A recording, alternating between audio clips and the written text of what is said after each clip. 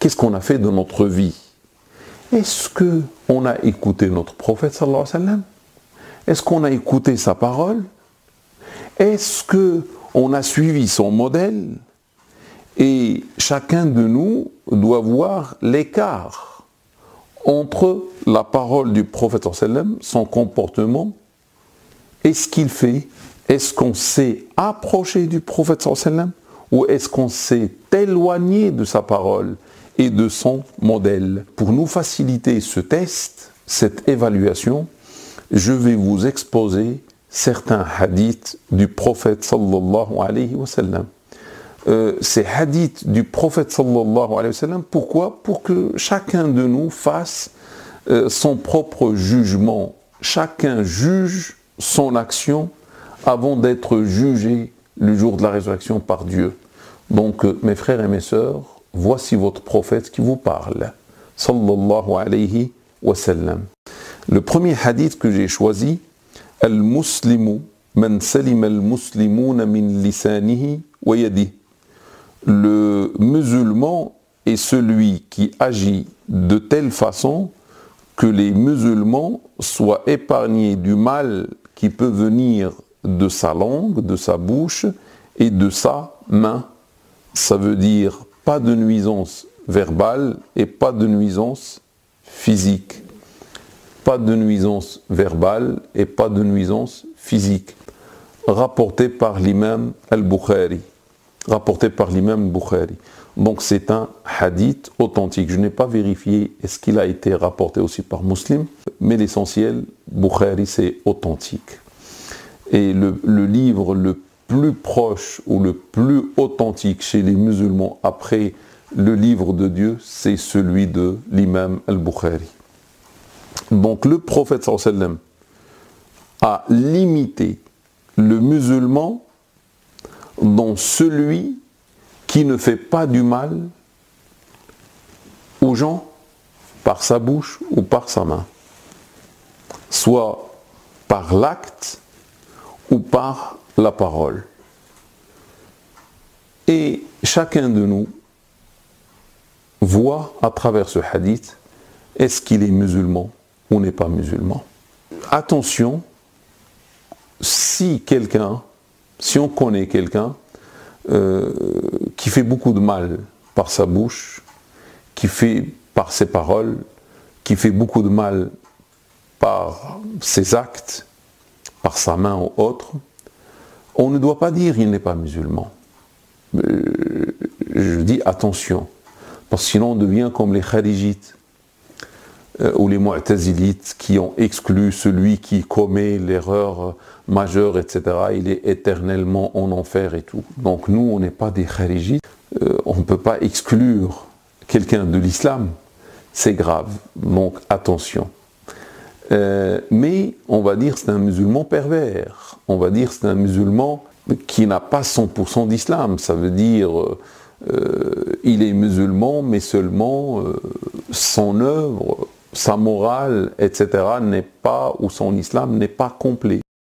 Mon frère ou ma sœur, si dans ta vie tu vois que tu fais du mal aux autres, révise ton islam. Corrige-toi avant que ça soit trop tard. On ne sait pas quand est-ce qu'on va mourir. Et on doit faire notre repentir. On doit nous repentir. On doit pleurer peut-être quand on est seul à seul avec Dieu subhanahu wa ta'ala. Parce que finalement on n'est pas des musulmans. Parce que on fait le mal aux autres, par la bouche, par la parole ou par l'acte. Et qu'est-ce qu'on va gagner si on fait la prière, si on fait le jeûne, si on fait la umrah, si on porte le foulard, si on fait tout ça, mais lorsqu'on regarde l'acte, il est nul, il est catastrophique, il est médiocre. On fait du mal aux autres. Donc ça veut dire notre prière, notre jeûne, nos adorations n'ont pas donné les fruits escomptés. Le fruit escompté de toute adoration, c'est avoir un bon comportement. Et lorsqu'il n'y a pas ce bon comportement, on fait du mal par la parole, par l'acte, notre islam devient insignifiant pour Dieu subhanahu wa ta'ala et pour le prophète sallallahu alayhi wa sallam. Donc mes frères, mes sœurs, nous devons faire notre repentir le plus vite possible. Ce que le messager vous apporte, prenez-le. Ce qu'il vous interdit, interdisez-le à vous-même. Et craignez pieusement Dieu, car Dieu a le châtiment le plus sévère. Le messager de Dieu, prière et ça sur lui, nous a avertis. Celui qui fait du mal aux musulmans, par sa parole, par ses actes, n'est pas un musulman, ça veut dire complet, avec un islam complet. Par l'acte, vous savez, par l'acte, c'est agir par sa main. C'est lorsqu'on se met à frapper, etc. Et là, j'explique pas, tout le monde comprend l'acte, etc. C'est frapper et tout, donc ça c'est interdit en islam. Et celui qui frappe, il doit rapidement faire son repentir. On ne peut pas frapper. Le prophète sallallahu alayhi wa sallam a éduqué toute une communauté, toute une nation sans jamais utiliser la violence. Ni avec les enfants, ni avec les femmes, ni avec les esclaves, ni avec ses amis. Donc, lorsqu'on frappe, lorsqu'on est violent, cela nous éloigne de l'islam ou du bon comportement musulman. Et ce qui est grave, c'est lorsqu'on frappe les gens qui sont chers à nous. C'est lorsqu'on frappe sa femme, ça c'est interdit. Ou lorsqu'on frappe ses enfants, ou lorsqu'on frappe les autres, ça veut dire on est quelqu'un de violent. Le musulman est pacifique. Le musulman, c'est la paix, il est soumis à Dieu subhanahu wa ta'ala, et ça signifie, islam c'est aussi paix, ça veut dire sécurité. Les gens, lorsqu'ils voient un musulman, se sentent en sécurité. Mais un musulman qui va faire le mal, c'est contre même le principe de l'islam, de la paix, de la soumission à Dieu subhanahu wa ta'ala et le respect des créatures de Dieu subhanahu wa ta'ala. Et on peut pas être musulman et faire le mal. La deuxième chose, c'est le mal venant de la bouche, ça veut dire de la parole. Souvent, mes frères et mes sœurs, on néglige ce mal-là. On pense au mal, la violence physique, mais parfois on néglige la violence verbale. Et il faut savoir, mes frères et mes sœurs, que la violence verbale n'est pas inférieure, n'est pas moindre que la violence physique. Et la violence verbale peut faire plus de mal que la violence physique. Parfois, lorsqu'on dit des mots qui blessent, ça fait un mal plus que si on frappe la personne, parce qu'on était excessif avec lui, parce qu'on a dit des mots qui l'ont blessé, et parfois on le blesse devant les gens, et on ne fait pas attention. Le problème aussi, le prophète sallallahu alayhi wa sallam, dans un hadith, ou dans plusieurs hadiths, a signifié la chose suivante: il se peut que l'un de nous prononce un mot qui fait partie de la colère de Dieu subhanahu wa ta'ala, et il le prononce sans se soucier. Lorsqu'il prononce ce mot, il est inconscient ou insouciant du dégât qu'il est en train de commettre. Et il le fait chuter en enfer. Et dans une version, 70 automnes, ou 70 ans, parce qu'entre automne et automne, il y a une année. Donc 70 automnes, ça veut dire 70 années. Un mot, oui, mon frère ou ma soeur, un mot, il fait chuter 70 ans en enfer.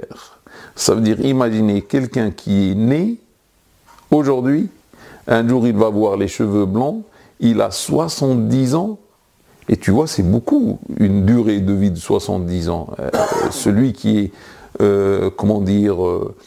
né aujourd'hui, 70 ans, c'est beaucoup, pour qu'il va devenir quelqu'un qui marche avec un bâton, etc., une canne, et il a des cheveux blancs, c'est beaucoup. Et pendant tout ce temps, ce monsieur ou cette dame est en train de chuter en enfer, sans toucher le fond. Pourquoi? Pour un seul mot, qui fait partie du haram et des choses qui mettent en colère Dieu subhanahu wa ta'ala. Et que dire de celui qui ne dit pas un mot dans le jour? Il dit des mots et des mots et des mots, des tonnes de mots qu'il prononce toute la journée. Il ne prononce que le mal. Il ne fait que du mal par sa bouche, par ses paroles. Il prononce le poison. Il est pire qu'un serpent. Un homme ou une dame qui ne dit que du mal, qui ne fait que du mal. Et nous, on pense que parfois, parler, bon, c'est pas grave, on n'a pas frappé, c'est pas violent, c'est seulement parler. Si, c'est grave, c'est violent. Il faut savoir aussi, mes frères et mes sœurs, que lorsque on parle avec quelqu'un et on lui dit des choses méchantes qui vont le blesser, il faut savoir que chacun de nous a une âme. Il y a le corps, il y a l'âme qui habite le corps. Mais l'âme est très sensible. On a un cœur sensible, on a, je sais pas, des reins sensibles, et tout ça peut tomber malade. Le cœur, les reins, l'estomac, tout ce qu'on a dans notre corps peut tomber malade à un certain moment. Mais l'âme, c'est pire, parce que l'âme est ultra sensible. Un seul sourire, un petit sourire, peut donner le bonheur à une âme. Tu vois quelqu'un et te sourit. C'est pour ça le sourire chez nous, c'est une aumône. Sourire, rire aux gens, c'est une aumône. Si c'est sincère, si c'est pas de la comédie. Donc lorsque tu vois quelqu'un et tu fais un sourire de ton cœur pour lui, parce qu'il est musulman, parce qu'elle est musulmane, etc., parce que tu l'aimes pour son islam, ça c'est une aumône pour toi. Mais tu ne sais pas qu'est-ce que ce sourire peut lui faire. Lorsque tu vois des gens avec le sourire, lorsque tu fais un acte et on t'encourage par un sourire, tu deviens un autre, on te donne une force, tu es encouragé, tu vas vouloir faire plus que ce que tu as fait, parce que l'âme est très contente. On l'a encouragé par un sourire. Mais si le contraire se produit, donc l'âme, j'ai dit, est ultra sensible, un simple sourire peut la rendre heureuse, contente. Et un simple mauvais regard peut la blesser, peut la rendre malade. La personne peut ne pas dormir le soir. Un regard mauvais devant les gens, etc., ça touche, ça blesse. Peut-être la personne ne va rien dire, mais intérieurement, elle a été touchée par le regard. Que dire par une parole? Même une petite parole qui fait mal. Et surtout si c'est devant les gens. Chacun a sa fierté, chacun a sa personnalité. Et chacun a sa personne, il ne veut pas que les gens lui font mal.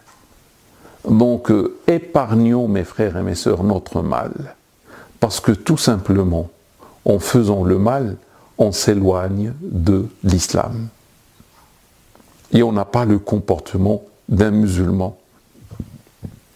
Le musulman ne doit pas faire mal, ni par l'acte, ni par la parole.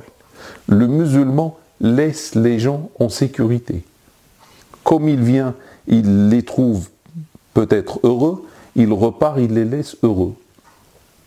Il ne va pas polluer l'atmosphère par ses actes, par ses paroles, par ses gros mots. Subhanallah, il y a des musulmans qui ne savent que des gros mots. La première chose qu'on enseigne au bébé, les gros mots. Le premier mot qu'un bébé prononce, le gros mot. Parce que on parle, on dit des gros mots. Et subhanallah, il y a des frères et des sœurs avec foulard, des frères avec des barbes, etc., qui viennent à la mosquée, qui font la prière. Mais si tu les accompagnes, tu vas voir qu'ils prononcent des gros mots. Un musulman ne prononce pas les gros mots. La première des choses, mon frère ou ma sœur, tu dois te purifier. Tu dois laver ta bouche des gros mots. Plus de gros mots. Moi, à partir d'aujourd'hui, plus les gros mots. Je ne vais pas prononcer devant vous les gros mots. Je ne le fais pas, mais en plus, moi, je ne connais pas les gros mots. Je ne les prononce pas. Je ne peux pas.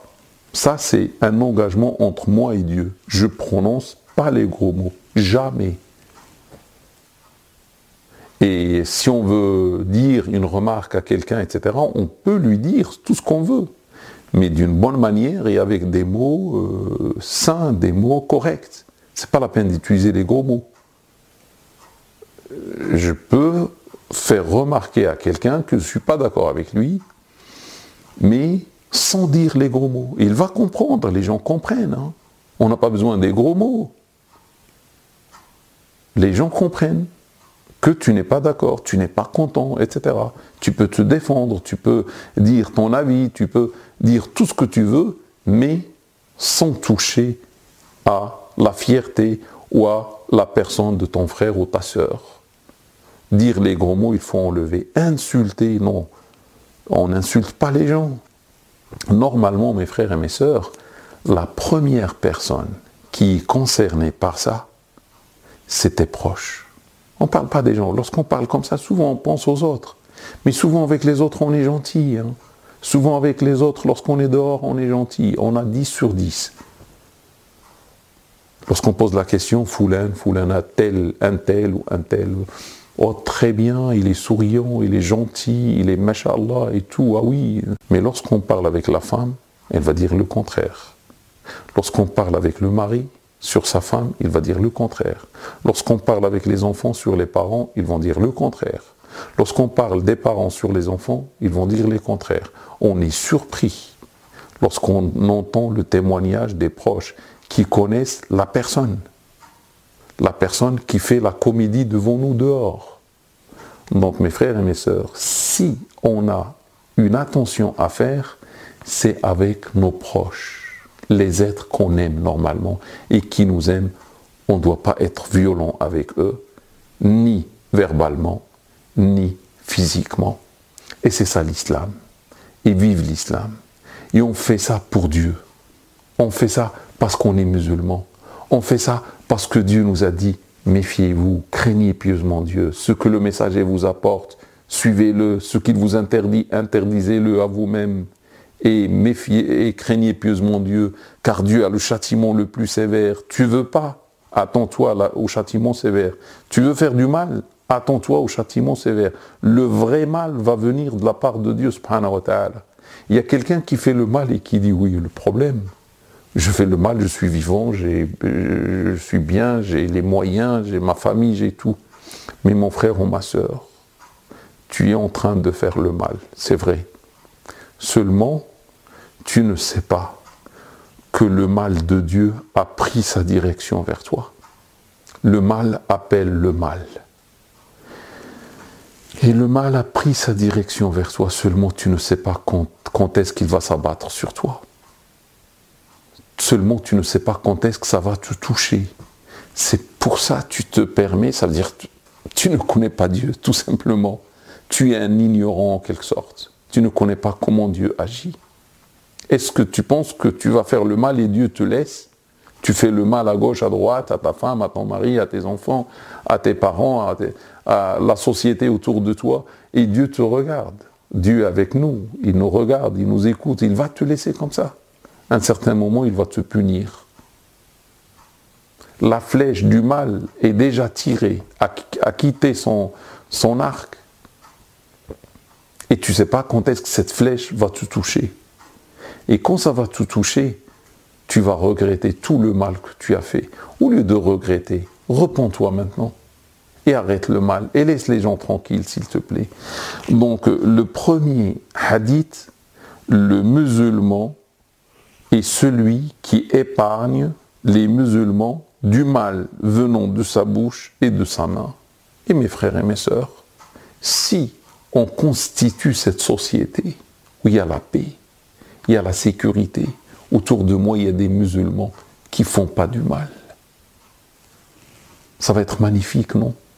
Parce que chacun a peur de Dieu, parce que chacun est un musulman vrai, avec un bon comportement, etc. Ça va être le bonheur sur terre, ça va être le paradis sur terre, tout simplement. Et chacun de nous est concerné, on ne doit pas attendre les autres. On doit commencer par nous-mêmes.